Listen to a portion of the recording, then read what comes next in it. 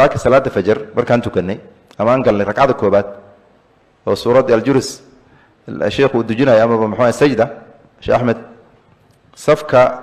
نجاه الرئي أما بعد صفقة سدحات منها الشيخ كجرا ما أفراد شو حاول دمل حفظه الله ورعاه كدبنا أنت ركعة دمان أيوب حي مركوب بحي وحويان أرنك أسجع هيا وحلقة سمي حالات مرك لقى أبور محوب بحي محكيني سببت محي هيد اللي اسمه ويديناي مركب وحويان ضد مصلين وهل كان محوي كنت كره مسلمين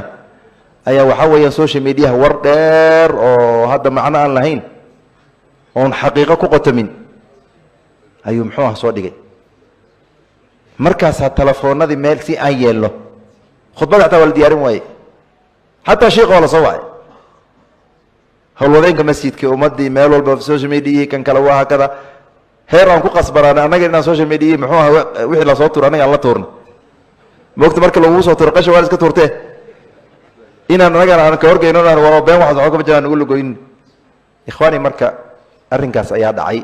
kulay waad ka warhaysaan intii masjidka joogta qof aad ka qarsoon ma lahan sheekha lalaba ayaa qabatay safkan uu ku jiray kadibna wuxuu ka baqay inuu masjidkii labadaas matag uu ka yimaado waa bini aadan yamrad waakada waa iska caadi kadibna musqushaan u aaday wuu ka soo noqday wuu soo weyse qaatay salaadda wuu nala dhamaystay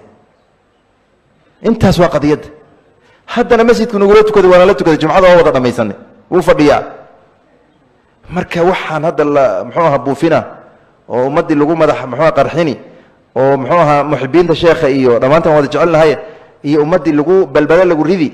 maxaad qofkaad soo kordhiyey muxuu soo kordhiyey sheekha ducuu ka qaadaya insha Allah waa loo duceynaya markii la arkay ilaahay caafimaadi baa la dhihi ilaahay umrigiisa barakeeyo baa la dhihi shaki ma lahan laakiin asaga muxuu ka faa'iiday ninkan ummadda muxuu murjinaya muxuu ummadda muxuu waqtigooda ugu ciyaaraya muxuu ka faa'iidi intaas ayaan rabay inaan marka akhyaaray ila wadaago sheekha bifadli min rabbina azza wa jalla